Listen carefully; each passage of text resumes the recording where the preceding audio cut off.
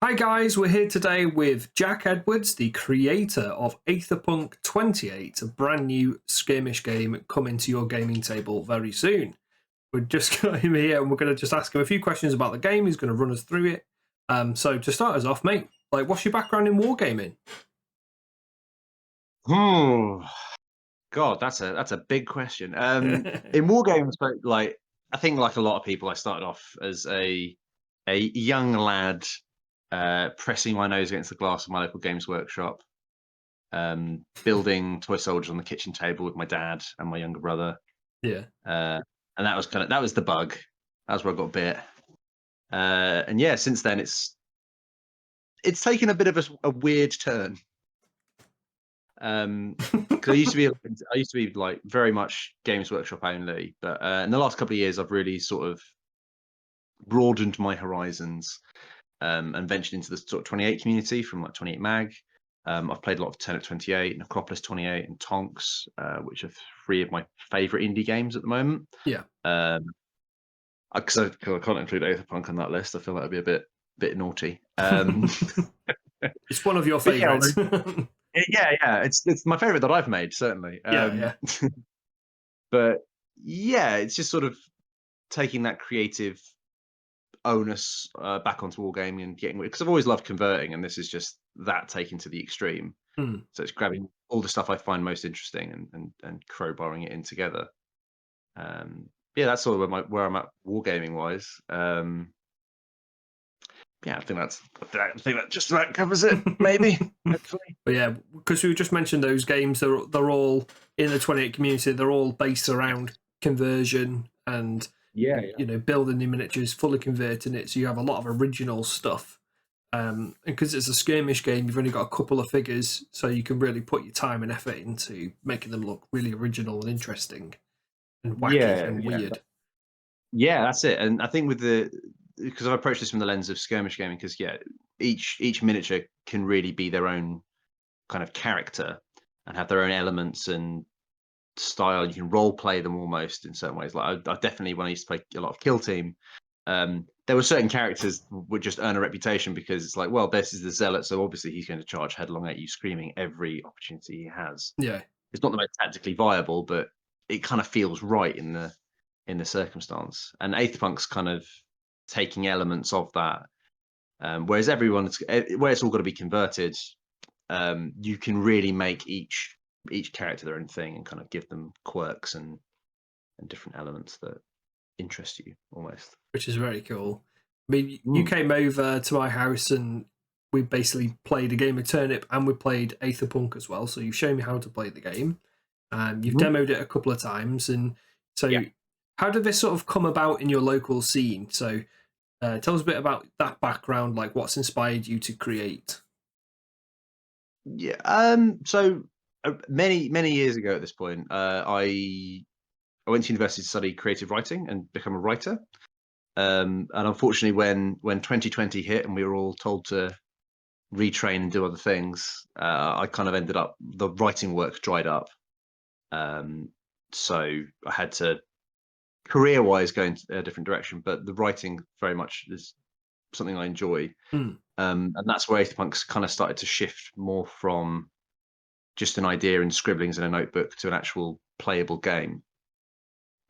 Because I'd toyed with the idea of making some sort of wizard-based game for a while. Like I've looked at, recently I looked at the first draft I made, and it was very rock, paper, scissors, where it was a lot of the factions that are currently in Aetherpunk now, but they were all, it was like, Druid beats Paladin, Paladin beats Transmuter, Transmuter beats, it was that kind of like. Okay, like Earth, Wind, Fire, Lightning, like. Exactly. Yeah. The elements of one would just have a better time against the others.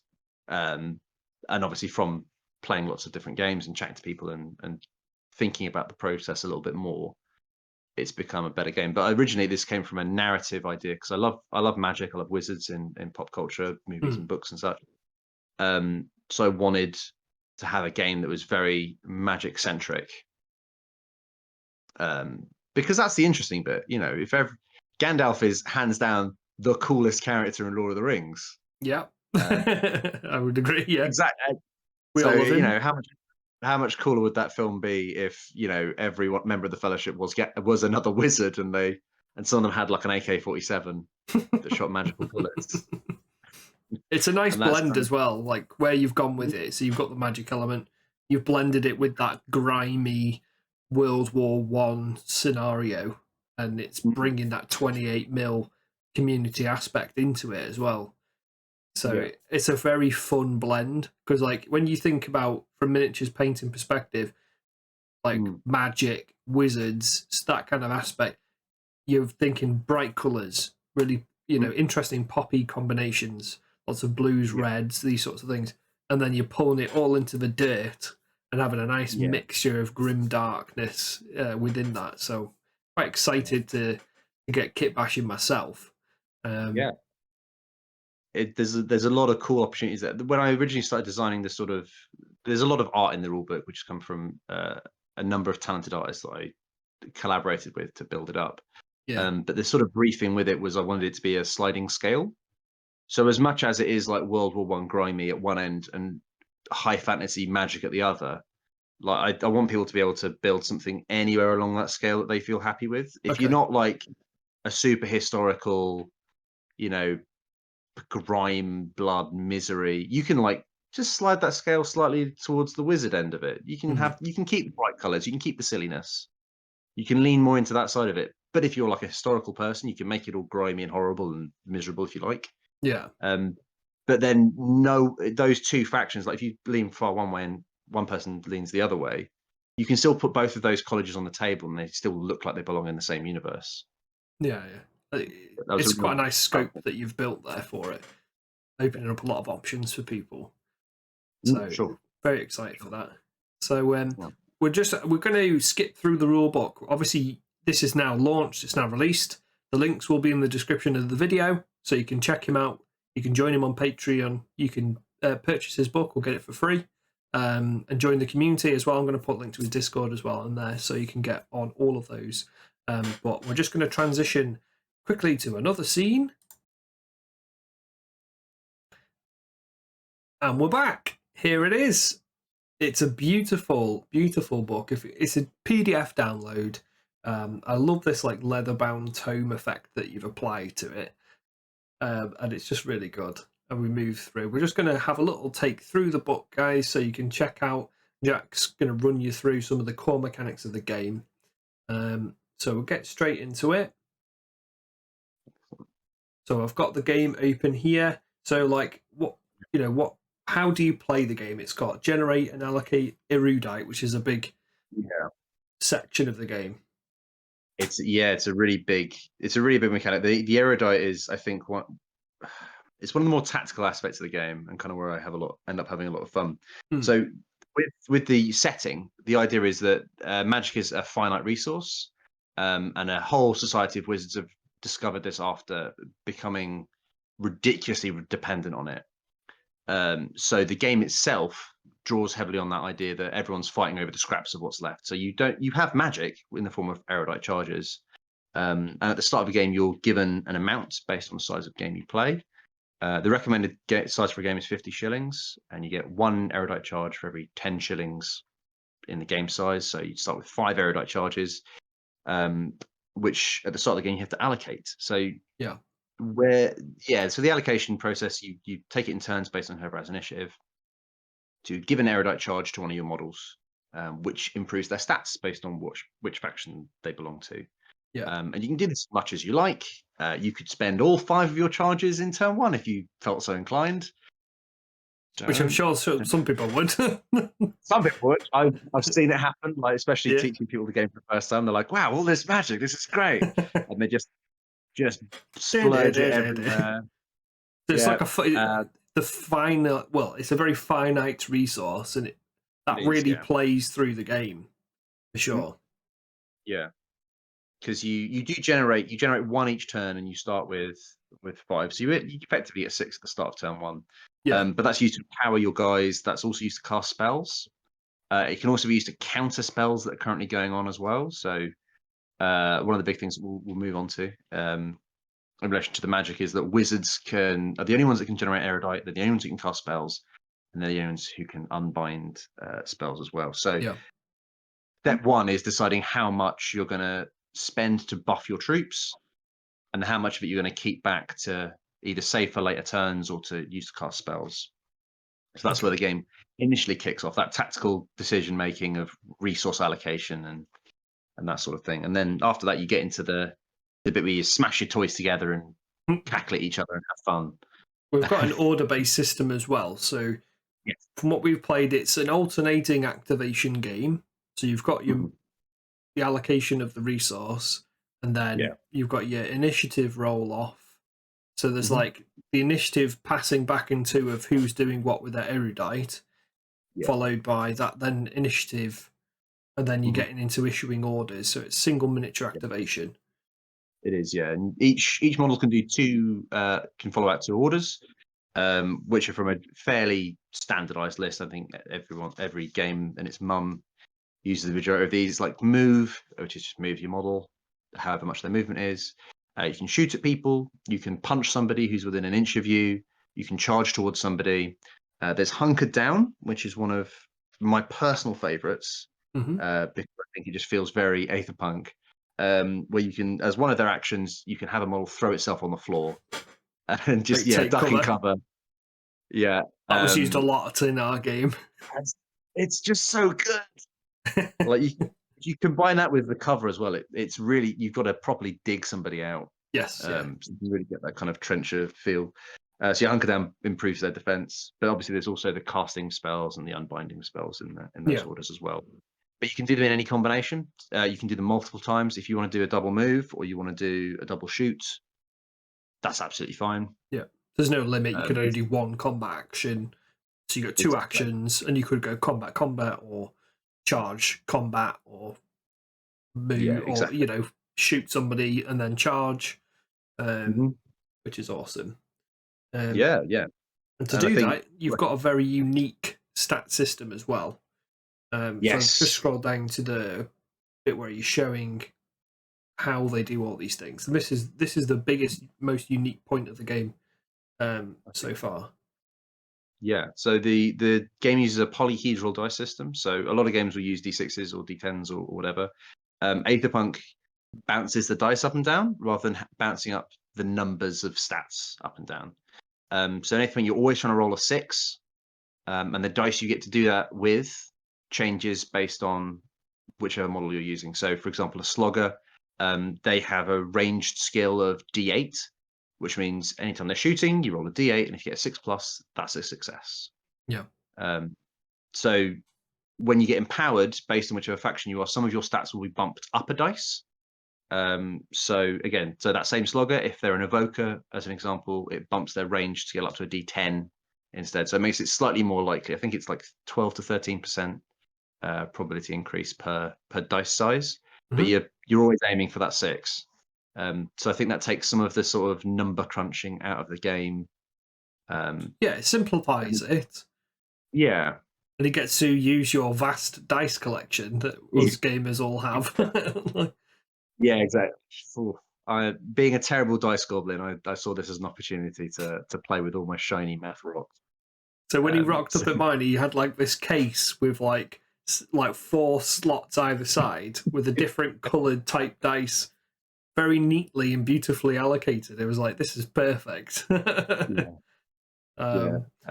I'm ashamed to say that's not even like the extent of my collection. That's just the stuff he brought with him, yeah. So I like that with the ability. So you always have to roll 6, so it's good for new players. Only have to remember that. But when your health starts getting really low, when you get your dice reduced, you're only, when you're on the D6, it's very difficult. You're 1 in 6 chance. The D8 still quite a difficult roll. So like hitting stuff isn't that easy. You've got to rely on the empowerment and buffs and stuff like this to get your hits more reliable each game. Absolutely, because the main thing is the willpower. So instead of health or hit points or wounds or anything like that, I've got willpower. Yeah, which is twofold. It means that when it hits 0, people don't necessarily die; they might run away. But some of the mechanics, like shooting at someone who isn't the closest, you have to roll a willpower check. And as your health goes down, like you're saying, the probability of rolling that check successfully is rapidly declining. Yes, yeah. And when you get down to D4, it means that you can only shoot at the closest person. That's sort of meant to, again, capture that sort of World War I aesthetic of like just sheer panic and anarchy breaking out because people aren't listening to their orders properly, or they're just doing things based on instinct rather than tactical decision. Which it's very cool. I really like it. I like moving the dice around as well. You've got all of the breakdown of the orders here with like what they do. Don't need to go into that too much. The cast, I think the only thing of note there really is the casting is spending the erudite charges. Yes. To do the spell. They'll have different costs and things, don't they? So they do, yeah. So there's a collection of there's a collection of generic spells that anyone can use, but then each faction also gets their own unique spell. So in the case of like a necromancer, it's summon a zombie. In the case of, I'm trying to think of another one. The Golem Court, you used like a summon of the Golem, which is really strong. But it was expensive. Yeah, they are pricey, slow boys, and if you put them in the wrong place, they'll really struggle. Druids can also heal using magic as well. Okay. So it all uses that erudite charge mechanic, though. So the thing we were saying about earlier, where you can empower people. If you save those erudite charges, you can then use them to cast powerful spells. And as I think you did during the game, if you're quite flush for erudite charges, you can just go, well, I'm just going to cast 2 spells. A fireball. Like, I was like, literally did a double action fireball one turn, you know. Yeah.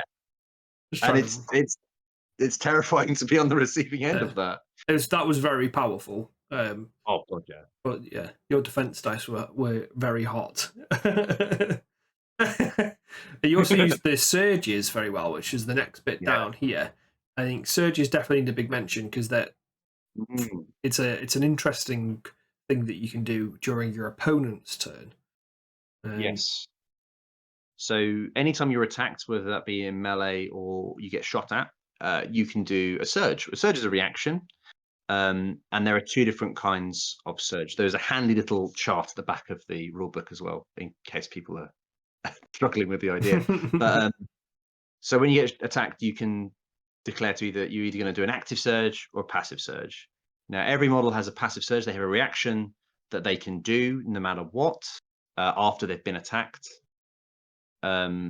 which is from the list of orders. So all the surges it's just an order action that they can do as a reaction to being attacked. Right. So in the case of a slogger, their passive surge is hunker down. When they get shot at, their first instinct is to throw themselves on the floor. Yeah. However, you can also do an active surge, which means after the attack's been resolved, you roll that willpower dice, whatever it may be, whether it's a D8 or a D6. And if you get 6+, you can do any action you want. You can do any order. It can be a mission action. So I've played before where I've had like a big golem sitting on an objective. Because a lot of the times the objectives you can extract them from the ground or excavate them. So I've had him sitting on the objective and someone's gone, right, well, I'm going to shoot him to get him off the objective. I've active surged with the golem, passed my check, and I've gone, right, well, you've shot at me, so I'm just going to dig up this objective. And then on the golem stand, he's just plodding away. Off with it, yeah. So the check is quite important, isn't it? Because at the start of the game, the willpower is a big deal, and then as you get chipped, that surge is going to be harder to do. That's where the passives come in because they can still be done. That's it. You can obviously see that list in the back of the book. So you've got terrain-wise. I'll skip over this, but you've got your cover, your barricades, troublesome, treacherous, that sort of stuff. And the mission pack, I have to say, the missions are fantastic because you've actually put together a large number of them to start off with. Just scrolling through here, excavator, over the top, classic like World War I strategy, war of attrition, ruse de guerre. Say that, we have. I'd like to try that one. That looks really fun. Echelon. I think it was. We didn't play Echelon, did we? We played Blitzkrieg. Blitzkrieg, which is the first one. Yeah. Yeah, it's the classic like starter mission. Yeah, like 3 objectives, and then like one in the middle, that sort of thing. Perfidy, the Parthian shot, reveting. So there you go, hedgehog. So there's a number of game different scenarios for you to jump into straight away, which is really fun. So next up, we've got the college rosters. So this is where you're going to get all your spice and flavor from now. And there's some really cool factions. But it's also looking at the roster building as well. So so I've got the wizard open here. So it starts off at 5 shillings, which is your points costing. Yeah, so there's a selection of generic units that any college can take, and then in each of their section of the college rosters, which comes after this one, there's a unique unit that they can add to the mix. So these are the generic ones: Slogger, Scrapper, Dragoon, and Arcane Engine. 26 shillings for that bad boy.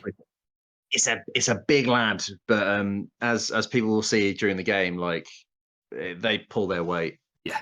In a lot of the missions as well, like the objective control is dictated by the cost of the units rather than the number of them. Yeah. So the Arcane Engine being 26 shillings, if he rocks up and you've got like 3 sloggers there who each cost 7 points, doesn't matter. The engine's just grinding over the objective, can pick it up, is in control of it just because they're such a terrifying piece of kit. There's also a field gun on the next page as well. Field gun, yeah, we've got that one.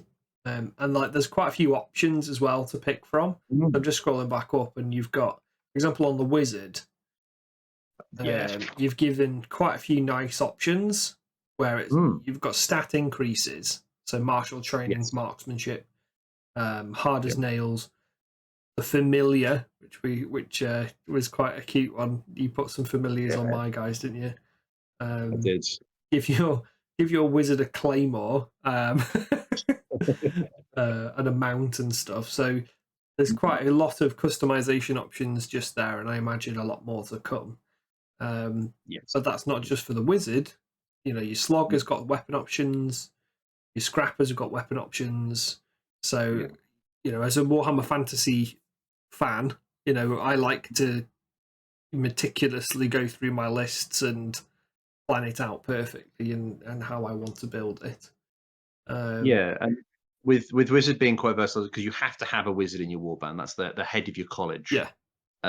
So I really wanted them to have the most options because you should be able to tailor them to whatever kind of build you're going for. You could give them a claymore and a mount and some martial training and just have them trotting about on a giant ostrich, lopping people's heads off with a claymore. I'm sure there's going to be a few creative things people come up with. I love it. Again, we've got the artwork up here. That really, really fun little bit of artwork. I'm not sure what that is. It's like a hammer, like a Mjolnir sort of hammer with loads of runes and stuff on it. Very cool. Yeah. Smoking. So the idea being, that he uses his magic to lift the hammer because it's too big to lift without the assistance of magic. So he's just having a rest. I don't know if you can see on his shoulder, he's also got a little grumpy frog. Got his familiar with him. Yeah. These are done by Herrick Little Red. Herrick Little Red. Awesome. Yeah. Well, he's done a lovely job. He has. He's done a brilliant job with the artwork. Also, there's a few by Bone Dust as well. They're in there, and Hanajas, and they're all listed. You've listed in the book, haven't you? Yeah. On the back of the book, there's also QR codes. So if you are interested in any of the art or like any of the artists, you can actually just scan these, and it'll take you straight to their portfolios. So you can have a look at the stuff. Well, next up, we've got some core spells. So this is the little list of showing you a erudite charge amount. These are, everybody can use these, right? Yes, absolutely. I've got a few favorites in this list. I will admit. One of them being telekinetic shunt. Yes. Which is it's a dirty little trick, but oof. It's for 1 erudite, and you can move an objective 4 inches, provided it's not being like held. You can just yank yank objectives out from under people, which is just. There's also Shatter Pulse, which allows you to annihilate like a piece of scenery. Target barricade is removed. Yeah. Yeah. 2 charges. Meteor shower. That's really powerful, isn't it? That one. 4 dice attack. Yeah. 24-inch range, and then the most pricey one on this list is the seismic catalyst. It is considered troublesome. Interesting. So yeah, you halve their movement while they're passing through a piece of terrain. Which, if you're where I've built my board, where I've been working on my own board, I've done trench sections as large, just chunks of just little platforms. Yeah. So each platform effectively counts as one piece of terrain. So if you're building your own board like that, seismic catalyst could render an entire like section of no man's land. Just so difficult to. Yeah. There's a lot of control elements there, I think, which are quite nice. Cool. There's also Cracklebot, which is just mind bullets. Yeah, that's the one I used a lot of. Short range, packs a punch. It's a good spell. It's effectively a magic shotgun. So the nice thing about a lot of the spells, where they do damage, it's based off of the wizard's willpower to attack, and then the target's willpower to defend. Yeah. So if someone's taken a couple of wounds and their willpower's down to like D6, D4, you can then hit them with a spell and they're just not equipped to protect themselves. So you can get a nice synergy there, because wizards aren't always going to be heavy hitters, but using what few spells they can, you can like nip in and just take out something quite big after it's been dinged up by a tougher unit. It's a really fun. It's quite a thematic way of playing it as well. And once you're in the game and you're taking the damage, it does make sense, doesn't it, that their willpower is going to be knocked. They're not going to be able to manipulate the magic as well as they could before. I really like that. If they're challenged to a wizard duel after being killed by a field gun, they're going to be less up for a duel. Yeah, if they're missing a leg. Yeah. Yeah. Well, I'll have a quick breakdown of your factions. So we've got Abjurers to start off. Abjurers. So as I mentioned earlier, every unit, every college has an empowerment mechanic. So when they empower, 2 stats go up by 1 dice. So for Abjurers, that is melee and willpower. They get slightly better control over what they can do, and they get better at punching stuff, which is lovely. Their unique unit is the Bulwark, which is a model that can then count as cover. So the idea being that there's these wizards who've got these big like rune protected shields that they kind of hunker down behind, like a riot shield almost. And anyone behind them gets the benefits of cover. So models don't provide cover to other models, with the exception of the Bulwark. Okay. Because their job is to like protect other people. So I've in my own Abjurer warband, I've got 2 Bulwarks, and then I tend to have a couple of Scrappers that I tuck in behind them, just so they can plot up the board, take those hits, because they're defense 10 with a passive of hunker down. So they're usually going to be like defense D12. So they can really take a hit, and just keep plotting up and protect your other units. Like the shield, which are good. You can give them some pretty good weapons and grenades and things as well. Yeah. The grenades are solid at short range, just in case you can't make a charge. But also 3 attacks in melee with D10. Like they're a good line breaker unit. Yes, yeah. So I can see two with the cudgel, so then you can upgrade them with the hammer. Yeah. Which is pretty cool. 3 shillings, 13 shillings for what you're getting. I mean, it's all perfectly balanced, of course. I don't know why I'm surprised. But so each faction's unique unit is kind of meant to emphasize that style of magic. So abjuration is a type of magic that revolves around defense and protection. So their unique unit is a unit that's designed to protect their other models. And their spell as well, repulsion. Yeah. So throw a dude away, force push. Big force push. Because I was going to say about your telekinetic shunt, is there another telekinesis spell in the game? And there you go, you've got one, repulsion. I mean, effectively, in one turn, you could do both. You could yank the objective towards you and throw somebody who's sitting on it away from the objective. Yes. And just put them 12 inches away from the objective in one fell swoop. That's quite cool. So it's quite synergistic. So that faction's moving up the board and then pushing important stuff away from them, and taking very good board presence and control. Yeah, and with their willpower as well, with their willpower being buffed by their empowerment as well, like they're going to have a lot of options with their active surges. So those bulwarks getting shot at, though their passive surges hunker down, if you wanted to go for an active surge and they're empowered, there'll be willpower D12. Yeah. There's a good chance you could use that to move further up the board. You could throw a grenade. You could charge at somebody. They've got a good board, like you said, they've got a good board presence. Next up, we've got the Diviners, the heraldic animal. I've just seen that with the butterfly. Yeah, so every faction's got their own heraldic animal. You don't have to use them as the familiars, but it's like a little fun suggestion. I've got a bit of lore that didn't unfortunately make it into the rulebook, but it'll be in something else I put out. Cool. Where certain colleges are more likely to recruit you if you've got a certain familiar. Right. So familiars are like magical representations of your own magic, and in the game you can use it to buff willpower and stuff. But yeah, the idea being that everyone's followed around by a little magical creature that helps them cast spells. And for the Diviners, it's a butterfly because they're about reading the future. Very cool. And their little miniature as well is the Seer. A bit pricier than the Bulwark. Little bit, but it's got a real nice little niche within the game because the Seer's special rule is prescient. So they're meant to be the best at reading the future. So their special rule, they can do a surge before any attack rolls are made. So as soon as you declare, like, I'm going to shoot it, you'll see it because they're like a magic sniper. Okay.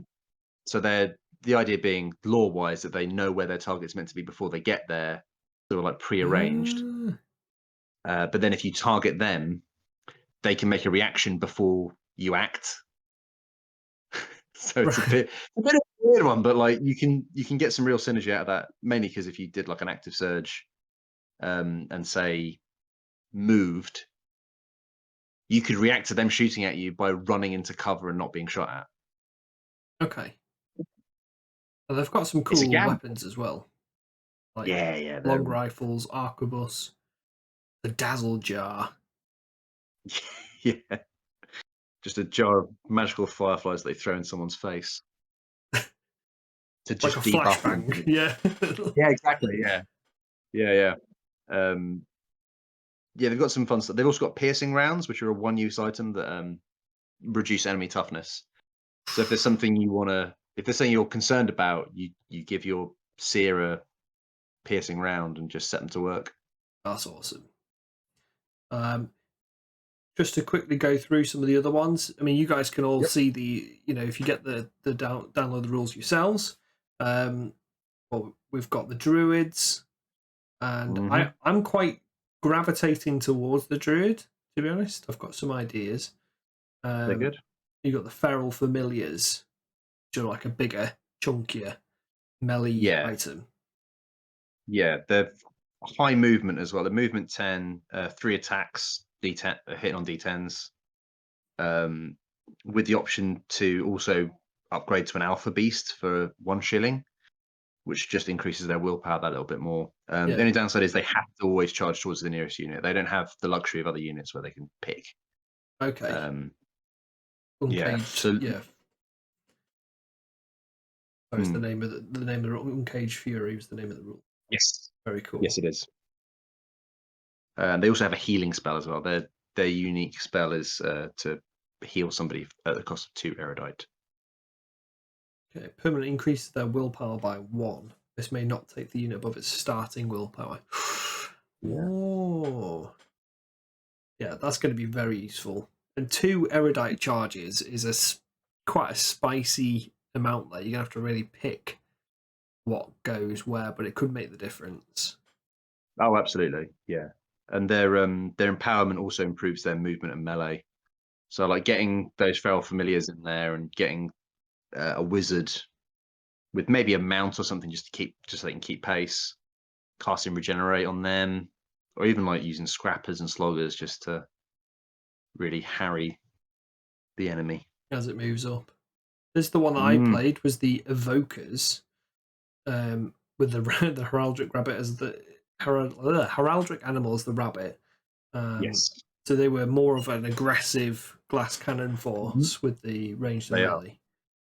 Yes, yeah. No sort of defensive or supplementary skills. It's just, what do they get better at? Killing. You empower them, they get better at fighting. From wizards. And they get the Firebrand, which seems a bit of a badass. He's 20 shillings. He's solid. He's got a lot of nice rules and abilities, though. Yeah. Yeah, the barrage ability as well. Make 2 fire actions as a single order. Which could be pretty nasty. You decrease their range skill by 1, so you'd be dropping into range D6 instead of D8. But then you'd be having effectively 2 rounds of 3 attacks as 1 action. But if you empower them, you bump that up. They also have the same ability as the Slogger, the take aim. Right. So if they don't move, they get more accurate. So it offsets. So if you really wanted to, So if you really wanted to go in full guns blazing, if they don't move, they can as both orders put out 4 fire actions at D8 if they're empowered. There's a lot of potential there for just full blown Clint Eastwood gunslinging, which is very fun. Which is super fun. Their unique spell, I did not know about this one when I played, but it looks really good. It's really fun. Select a friendly unit within 12. That unit is considered to have a 12-inch range 3 attack, which is very good. It's inflicted against willpower, so the empowered cinder shot ability. Very cool. Yeah. Moving through, got the Geomancers, and they've got something that I really can't wait to see what people do with this. The Bastion. That's going to be awesome. Yeah, it's a moving wizard's tower, like fortress, which is super cool. So Geomancers can have the lowest model count of any faction because you can upgrade the Bastion to be, how many points is it? Like 42 points. Pretty ridiculous, yeah.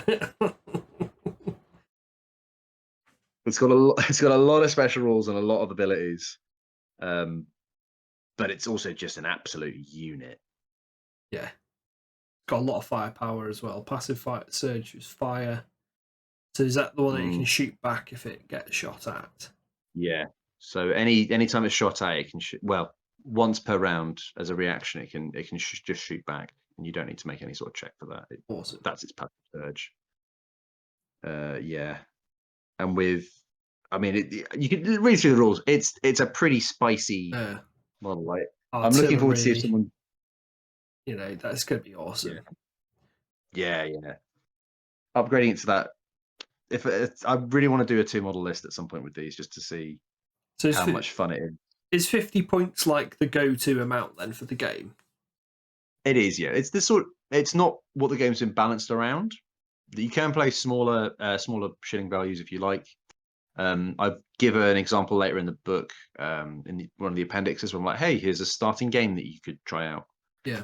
Which is 25 shillings, just to kind of get to grips with things. But yeah, 50 shillings is what I would generally recommend. It puts you at a good sort of size. I do want to, down the line, look at maybe doing additional rules if I'm going to do like bigger games. Yeah, because I could see it playing at, doing 100 points as well, 100 shillings. That doesn't seem that far off. Yeah. And similarly, if you want to do like a multi-game, getting like 2 sides with 100 shillings each, which is just 2v2, 50 shillings each. Yeah, that could be fun as well. Alternating activations. Exactly.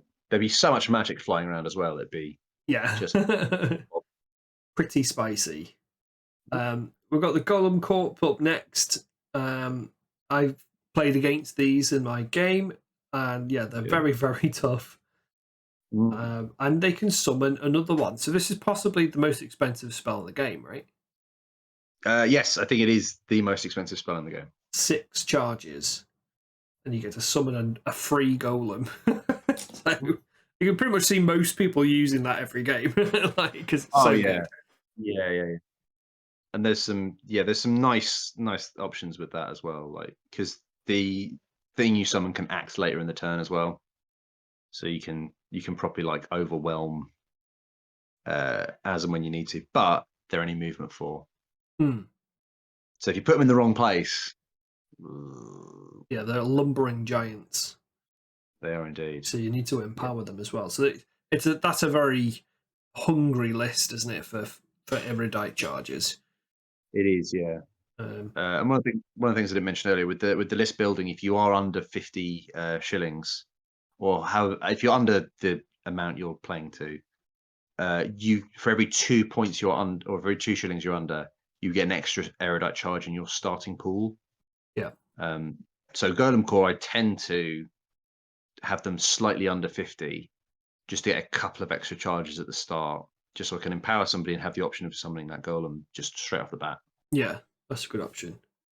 Or don't, I'm not a cop. Or don't, yeah, it's up to you, isn't it?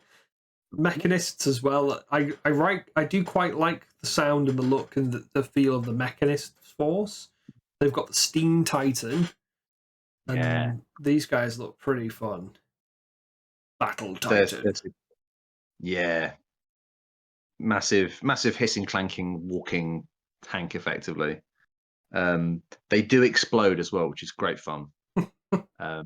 I've been playing with my Mechanist list quite a bit lately, where I've got a wizard and 2 Steam Titans, and that's the list. Yeah. That sounds fun. They're just brutal. You don't get many activations, but because of that as well, because you've got a smaller list, you can pretty much afford to empower them pretty consistently. Yeah. These guys buff range and defense, which is good. Yeah. So they're just real solid. Passive surge again of fire. So anyone who's going up against the Steam Titans, they can put out a good amount of damage. Yeah.